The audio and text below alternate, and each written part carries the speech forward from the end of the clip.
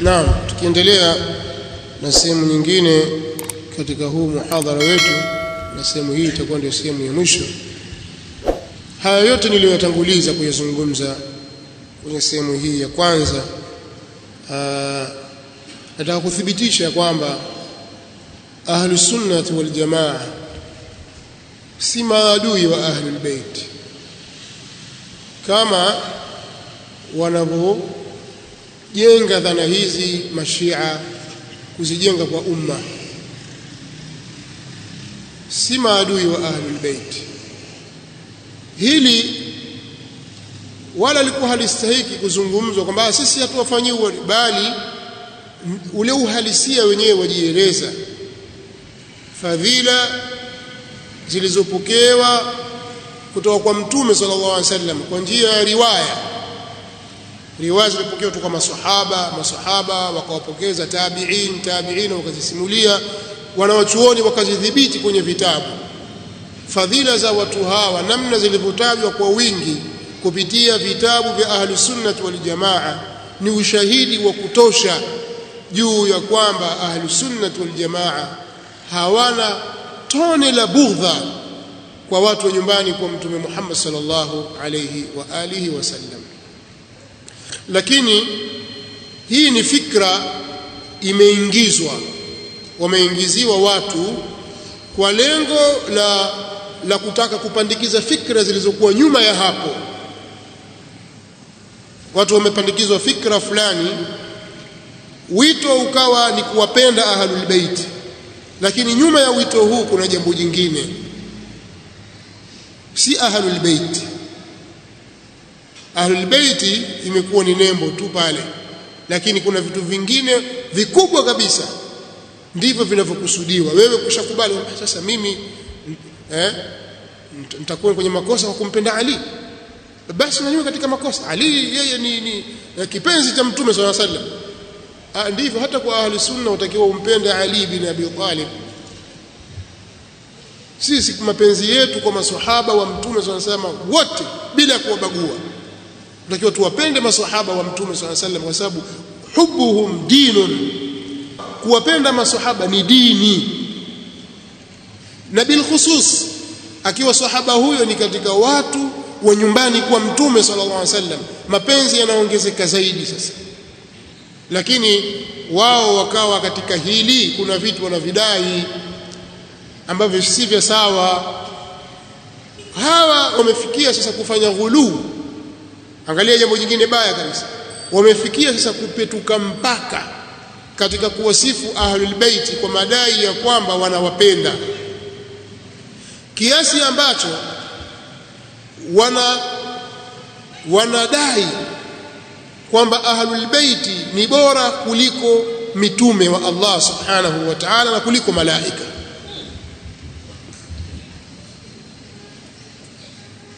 Wamedai, wamezungumza hadi kufikia kiwango hicho, yani wamefanya ghulu, wakawafadhilisha hao wanaoitwa Ahlul Bait mpaka juu ya mitume wa Allah subhanahu wa ta'ala, wakimtoa Mtume Muhammad sallallahu alaihi wasallam peke yake. Lakini hakuna mtume yoyote wala malaika yoyote ambaye anaweza kufikia daraja ya maimamu wao. Hili ni katika waliodai, na vitabu vyao vya Kiswahili vimeandika. Kwa hiyo wanataka kutufikisha hapo, kwa sababu sio maudhui rasmi ya kuizungumzia. Maudhui hii ni ndefu na nishawahi kuizungumzia hapa, lakini kwa leo sitaizungumzia kwa kirefu. Lakini katika madai ambayo wanayaleta ni hayo. Kwa hiyo kama wewe huitakidi hivyo, kama wewe huitakidi kwamba Muhammadul al-Baqir ni mbora kuliko Jibril, Muhammadul al-Baqir au Ali bin Hussein Zain al-Abidin ni mbora kuliko Nabii Ibrahim, kama wewe huitakidi hivyo, wewe huwapendi Ahlul Bait, wewe ni katika nawasib. Sio kwamba Ali bin Hussein Zain al-Abidin au al-Hussein au al-Hasan au Ali kwamba hawa wamemzidi ubora Abu Bakar Siddiq radhiyallahu ta'ala anhu kama wao wanavyodai. Si hapo tu, bali uitakidi kwamba Ali bin Abi Talib ni mbora zaidi kuliko Ibrahim, kuliko Nuh, kuliko Salih, kuliko Hud, kuliko Musa, kuliko Isa na kuliko mtume yoyote katika katika mitume wa Allah subhanahu wa ta'ala, uitakidi hivyo, bali ni bora kuliko malaika Jibril na Mikail na Israfil, kwamba hawa ni bora kuliko wale. Hapo utakuwa wewe wawapenda ahlul bait. Ili uwapenda ahlul bait, uitakidi kwamba wao hawakuumbwa kutokana na tone la manii kama wanadamu wengine. Nasema haya nililetea vitabu nikayasoma kwenye vitabu hapa katika mbele ya msikiti huu, katika vitabu vyao, kwamba wao hawakuumbwa min ma'in mahin kalbashar, wao khuliqu min nur, wameumbwa kutokana na nur. Kitabu cha Ahmad Mustafa Yaqub Qabasat min nur ahli bait anazungumzia mambo haya, na vitabu vyake vingine anavyoandika, bali ananukuu kutoka kwenye al-usulu min al-kafi na vitabu vinginevyo. Bali wao wataka wewe uamini kwamba unapotamka ashhadu an la ilaha illa Allah wa ashhadu anna Muhammadar Rasulullah, useme wa ashhadu anna aliyan waliyullah, uongeze shahada ya tatu. Ndio hapo wewe utakuwa unawapenda ahlul baiti. Kinyume cha hivyo wewe huwapendi ahlul baiti. Wao wataka wewe uitakidi ya kwamba makhalifa wote waliomtangulia Ali bin Abi Talib, akiwemo Abu Bakar na Umar na Uthman, kwamba hawa ni makafiri, wamemdhulumu Ali haki yake. Uitakidi hivyo, hawa ni maadui wa ahlul bait hawa, na maadui wa ahlul bait haki yao ni kulaaniwa. Kama wewe hukuitakidi hivyo, sema mimi nampenda Ali lakini pia nampenda Abu Bakar, wewe ni katika maadui wa ahlul bait. Wewe hakuna vitu hivyo. Ima uwapende ahlul bait na uwachukue maadui wake usalimike kwa wao, au uwe ni katika wale, kwa sababu kuwapenda wale mahasimu na maadui wa ahlul bait. Kwa hiyo wao wamefikia huko, na huko siko. Wachilia ghuluu nyingine, wanasema kwamba ahlul bait ni maasumun. Hawa maimamu 12 wao wamekingwa na makosa, kwa maana ya kwamba hawakosei dhambi kubwa wala ndogo, wala hawasahau kutoka kuzaliwa kwao mpaka kufa kwao. Hawasahau kutoka kuzaliwa kwao mpaka kufa kwao. Wanaokusudia Ali bin Abi Talib na Al-Hasan bin Ali bin Abi Talib na Al-Husayn. Hawa wawili ni watoto wa Ali bin Abi Talib, Ali baba na Al-Hasan mtoto mkubwa na Al-Husayn mtoto anayefuatia hawa. Kisha watoto wa kizazi cha Al-Husayn anayefuatia wanne ni Ali bin Al-Husayn Zainul Abidin. Kisha mtoto wa Ali bin Al-Husayn anaitwa Muhammad bin Ali au Muhammad al-Baqir maarufu. Kisha mtoto wa Muhammad al-Baqir ambaye ni Jaafar ibn Muhammad, anaitwa Jaafar as-Sadiq, ndio lakabu yake.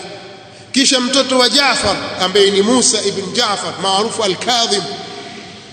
Kisha mtoto wa Jaafar ambaye ni Ali ibn Musa, huyu Musa al-Kadhib mtoto wake tu Ali ibn Musa ar-Ridha. Kisha mtoto wa Ali ibn Musa ambaye ni Muhammad bin Ali ibn Musa maarufu al-Jawad. Kisha ni Ali bin Muhammad ibn Ali ibn Musa al-Jawad ambaye ni al-Hadi, Ali al-Hadi. Kisha Hasan al-Askari, yani Hasan ibn Ali ibn Muhammad al-Askari. Kisha imamu wao wa 12 Muhammad al-Mahdi ambaye mpaka leo hajulikani aliko, amejificha.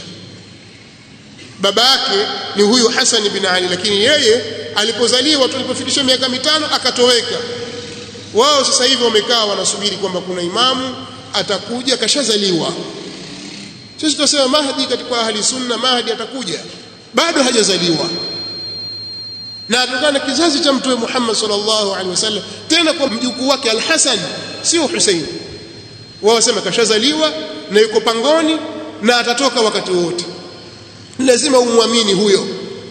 Kwa hiyo hawa maimamu 12 hawa ni bora kuliko mitume wa Allah subhanahu wa ta'ala, ukimtoa babu yao tu. hawa ni bora kuliko malaika wa Allah subhanahu wa ta'ala. Hawa wameumbwa kwa nuru, hawa hawakosei, hawa hawasahau tangu wamezaliwa mpaka kufa kwao, hawajawahi kusahau hata siku moja, wakati Mtume sallallahu alaihi wasallam yeye mwenyewe anasahau. Na Allah subhanahu wa ta'ala amemwambia katika aya mbalimbali akimsemesha kwamba wewe ukisahau, kama alivyosema pale nasema Adam alisahau, walaqad ahidna ila adama min qablu fanasiya. Mtume sallallahu alayhi wa alihi wasallam pia afundishwa akisahau asemaje kahfi, asemaje Allah, wadhkur rabbaka idha nasit, mkumbuke, litaje jina la Mola wako pindi utakapokuwa umesahau. Lakini wao wasema imamu wao hawasahau. Sasa hayo yote niliyataja, nikaelezea, nikayatolea ushahidi. Kwa hiyo mwataka mfikishwe hapo. Lakini kibaya zaidi sasa, mwatakiwa ili muwe mwapenda ahlul bait, ni lazima muwatukane na kuwakufurisha maswahaba wa Mtume sallallahu alaihi wasallam. Sasa siko huku tunakokutaka sisi, mapenzi hayawi namna hiyo. Na hii ni fikra iliingizwa katika Uislamu na Myahudi Abdullah ibn Saba, ndiye aliyepandikiza fikra hii mwanzo kabisa, akakitengeneza kikundi hiki chenye fikra hizi za kuwatusi maswahaba wa Mtume sallallahu alaihi wasallam, nyuma ya pazia la kwamba wanawapenda na kuwanusuru ahlul bait. Maswahaba na maimamu mbalimbali hawakukubaliana na fikra hizi, waliwapiga vita wote wenye fikra hizi, bali Ali bin Abi Talib ni mtu wa kwanza aliyewapiga vita aliposikia kwamba kuna watu wanamfadhilisha yeye juu ya fulani na fulani katika maswahaba, bali wengine wanamfikisha hadi ya kumuita Mungu. Ali bin Abi Talib radhiyallahu ta'ala anhu wa ardhahu akachukua jukumu la kuwaadhibu vikali watu hawa, hakukubaliana na fikra hizi. Bali Ali bin Abi Talib alipokuwa katika nchi ya Al-Kufa, katika nchi ya Iraq, katika mji wa Kufa, katika wakati wake aliishi nao hawa watu ambao walikuwa wakijinasibu kwamba wao ni vipenzi vya Ahlul Bait. Na hii ni nukta ya mwisho. Ali bin Abi Talib radhiyallahu anhu alikuwa kila mara akiwasema kwa ubaya. Mtazisoma baadhi ya nusus ambazo zimetajwa ndani ya vitabu vyao. Kuna maandiko yametajwa ndani ya vitabu vyao, kama kitabu hiki kinachoitwa Nahjul Balagha.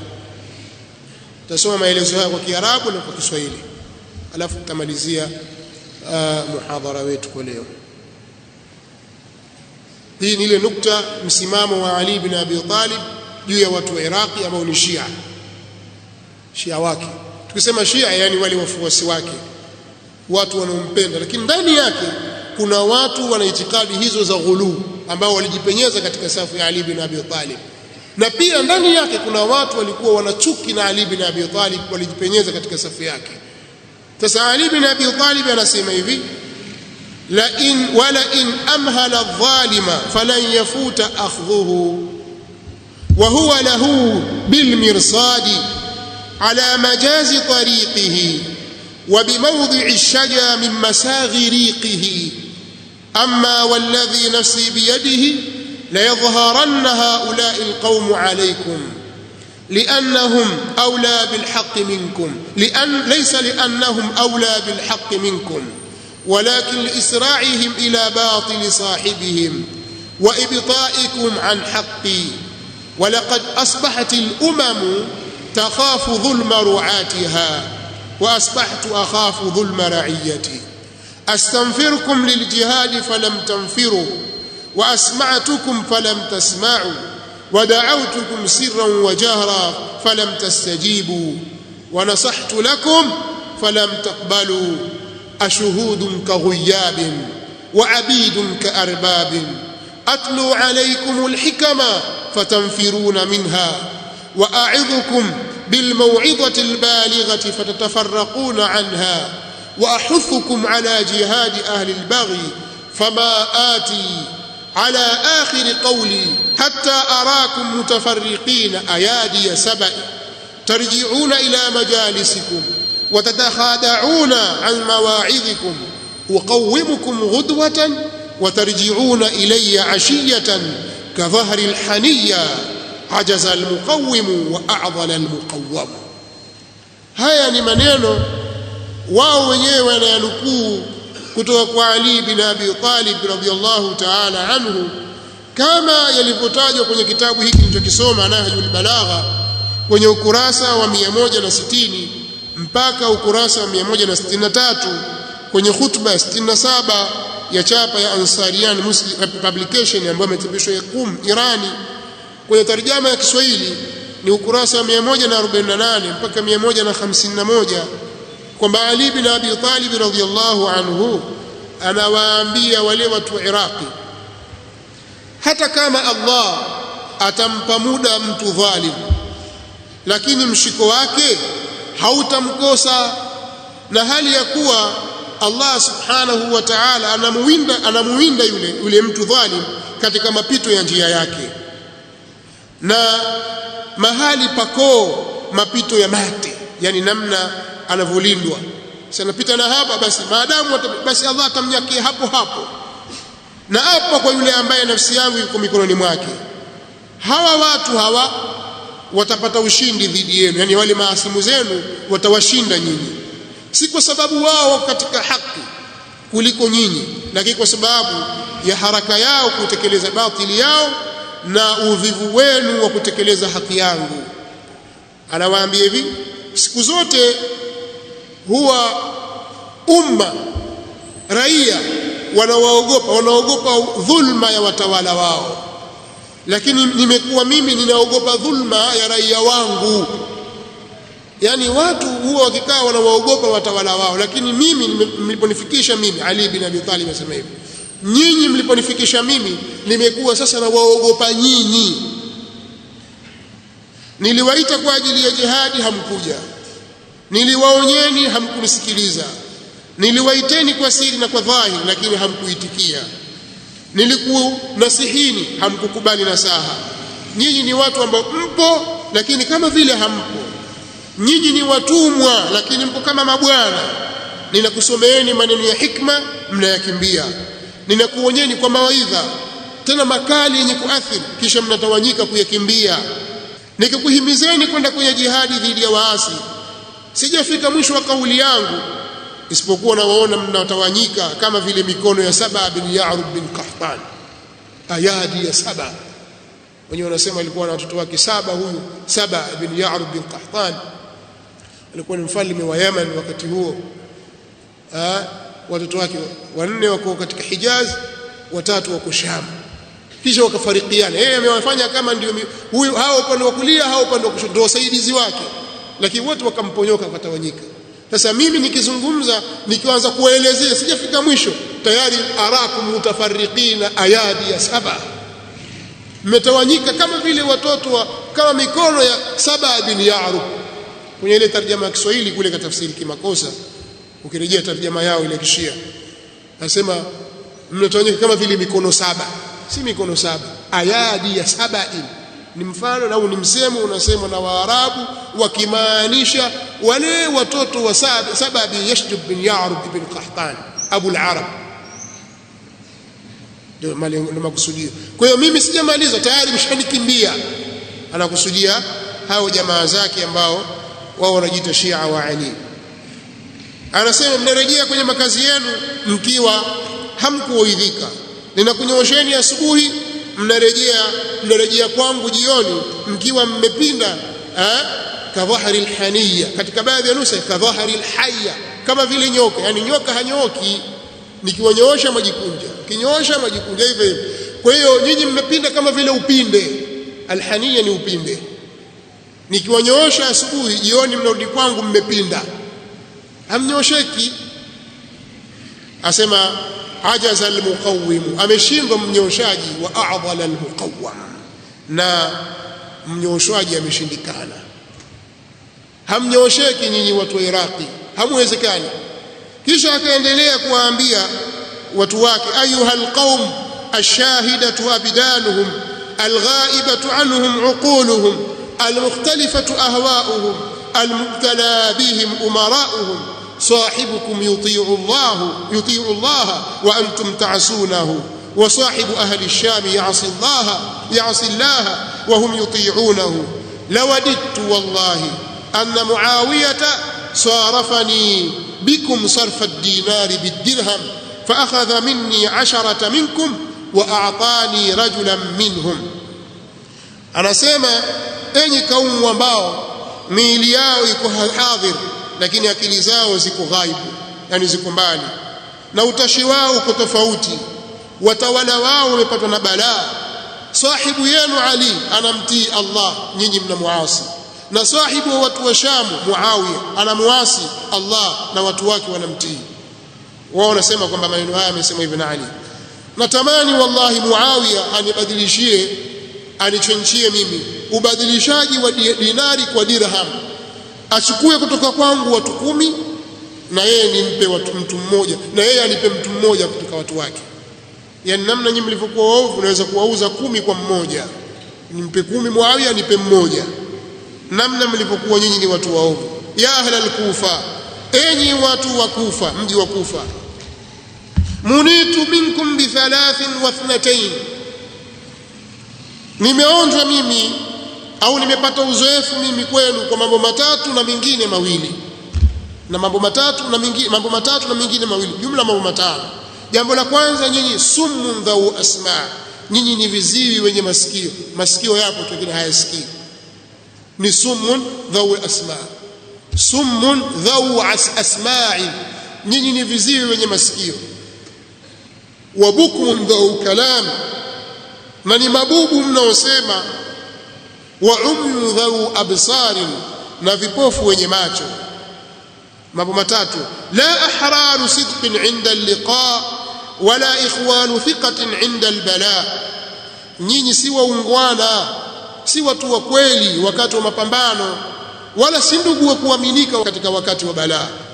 Taribat aydikum ya ashbaha al-ibli ghaba anha ru'atuha kullama jumi'at min janibin tafarraqat min akhar wallahi lakaanni bikum fi ma'i khalukum anna law hamisa al-wagha wa hamiya ad-dirabu qad infarajtum an ibn abi talib انفراج المرأة عن قبلها وإني لعلى بينة من ربي ومنهاج من نبي وإني لعلى الطريق الواضحة ألقطه لقطا أو ألقطه لقطا. نعم. أنا waambia mikono yenu ingie michanga, kwa maana mpate hasara nyinyi, muhizike, wana hizaya nyinyi. Enyi mlio mfano wa ngamia ambao mchungaji wake ametoweka, kila wakikusanywa upande mmoja wanatawanyika upande mwingine. Wallahi ninawadhania kuwa endapo vita vikiwa vikali na mapigano yakizidi, mtamkimbia mwana wa Abi Talib, ukimbiaji wa mwanamke akiwa uchi mbele, infiraj almar'ati an qubliha. Kwa hakika mimi nipo katika muongozo wa wazi kutoka kwa Mola wangu mlezi, na niko katika njia ya mtume wangu, na niko katika njia ya wazi, nikiokota cha kukiokota mpaka mwisho wa maelezo yake. Lakini akawasema vibaya watu wa Iraq kwa sababu ya khiana waliokuwa wakimfanyia yeye Ali bin Abi Talib radhiyallahu ta'ala anhu. Alafu baada ya hapo katika khutba hiyo hiyo akawasifu masahaba wa mtume Muhammad sallallahu alayhi wa alihi wasallam. Na maneno mfano wa haya aliwahi kuyazungumza mtoto wake Al-Hasan bin Ali bin Abi Talib katika kuhusu watu wa Kufa na namna walivyomfanyia, na maneno yamenukuliwa kwenye vitabu vyao. Kwa hiyo watu hawa, tutakupate picha tu kwamba watu hawa ambao wanadai wao ndio wapenzi wa Ahlul Bait, yanapokuja mafunzo na maelekezo ya Ahlul Bait, wao wanakuwa wako nayo mbali kabisa, sivyo wanavyoelekeza Ahlul Bait, bali mpaka kwenye vitabu vyao yale yanayoelekezwa na Ahlul Bait kwamba wasema hivi, wao wako tofauti na wanavyosema. Nini? Eti wana ghera na mapenzi na Ahlul Bait.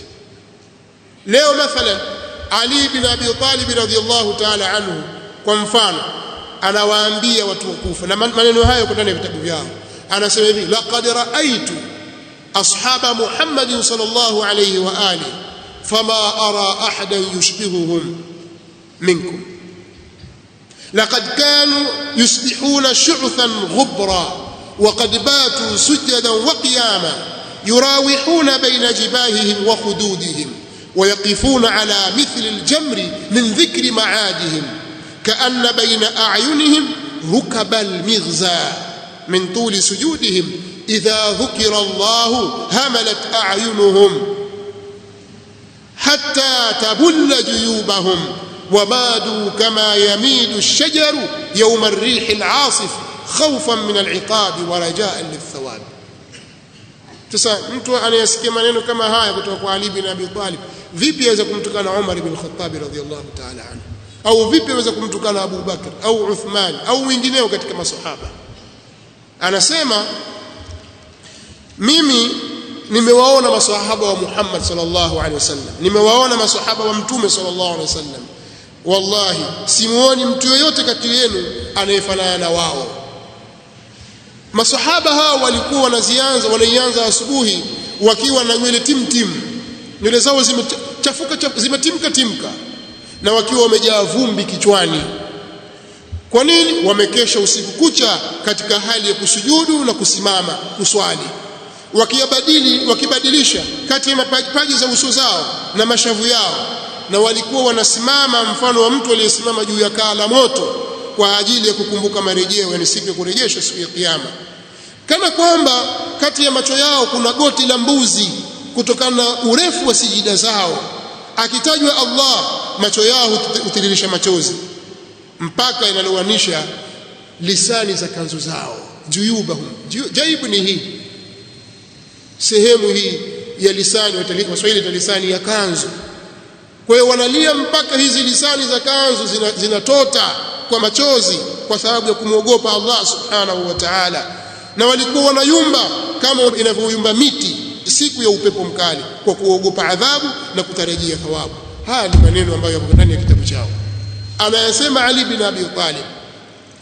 Lakini ukija ukiwasoma hawa mashia wa humu sasa, ambao wao wanadai ni vipenzi vya Ali bin Abi Talib, vipenzi vya Ahlul Bait, utawaona wanawatusi maswahaba wa Mtume sallallahu alaihi wasallam kwa uwazi kabisa bila sababu yoyote ya msingi, na vitabu vyao vitapishwa na watu wako navyo. Kwa kuwa hawa kutukana kwao hakugusi maslahi yetu. Kwani akitukana Umar ndio utakosa mshahara? Akitukana Umar ndio biashara yako itafanyika? Ushekhe wako utakuwa haupo? Waona kazi gani bwana? Atukanwe tu Umar. Sasa Umar atukanwa na hawa mashia wanaodai kwamba ni wapenzi wa Ahlul Bait. Sasa Ahlul Bait mkubwa si Ali. Ali asemaje kuhusu masahaba wa Mtume sallallahu alaihi wasallam? Maneno yake ndio haya, bali kuna zaidi ya haya aliyosema Ali bin Abi Talib. Huyu mshia Mayunga, nitakuja kuyasoma maneno yake katika majlisi ya kesho insha Allah, tuone je ni mapenzi kwa Ahlul Bait au kuna agenda ya siri ndiyo inayokusudiwa. Hivi vilio vya kulia Husaini kauliwa kwa dhulma ni vilio vya kumlilia Husaini ukweli, au kuna kitu kiko nyuma ya pazia hapo? Wallahi kuna vitu vingi viko nyuma hilo pazia hapo, lakini watu hawaonyeshwi kwa haraka. Lakini hatima yoyote ukikubali tu kwamba mimi Shia wa Ahlul Bait kwa mujibu wa mantiki zao, basi ni lazima uwatukane masahaba wa Mtume sallallahu alaihi wasallam. Njia ya kwanza kabisa lazima uwadharau masahaba, uone kwamba wakufanya kitu, wale masahaba waongo, wale masahaba wana khiana, masahaba walifanya hivi, wamewadhulumu Ahlul Bait, wamemfanya kadha fulani. Lawama na matusi, na ndiyo yaliyojaa kwenye hivi vitabu vyao, tena vitabu vya Kiswahili. Hii ndiyo balaa sasa. Vitabu vya Kiswahili vyaandikwa, vyatawanywa kwa jina la mapenzi ya Ahlul Bait, lakini ndani yake vimebeba takfiri kwa masahaba wa Mtume sallallahu alaihi wasallam. Sisi tunasema wakati mwingine huu ni uzushi, mashaikh fulani wamefanya uzushi. Watu waja juu kweli kweli, shekhe fulani atafanya uzushi, wamjua fulani wewe. Sasa sahaba aambiwa kafiri, huyu hapa aambiwa mwana haramu, Umar mwana haramu, mtoto wa zinaa. Huu kurasa 220 hii chapa ya pili wazi wazi alafu ikarejea pale chini.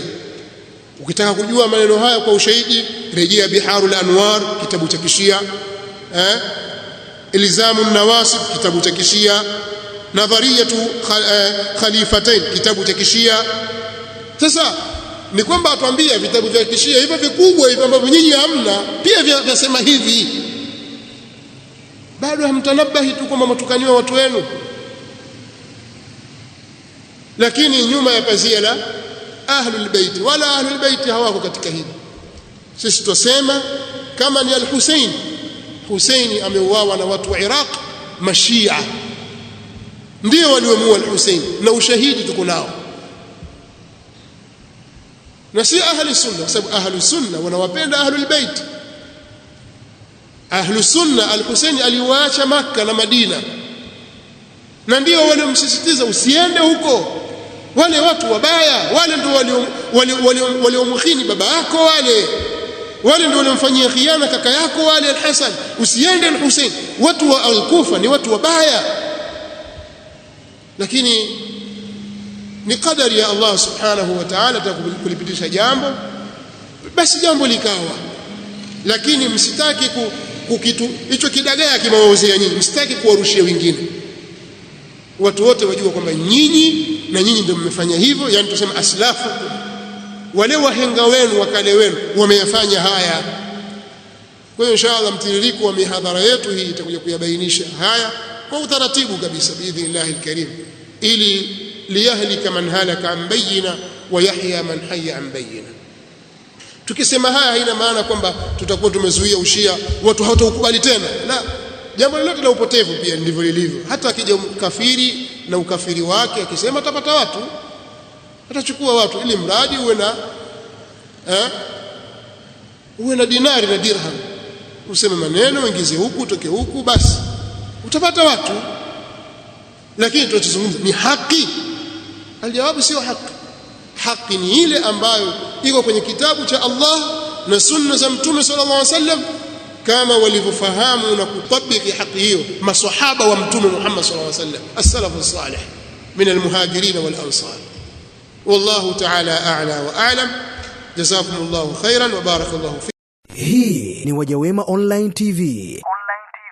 Hapa ni elimu tu.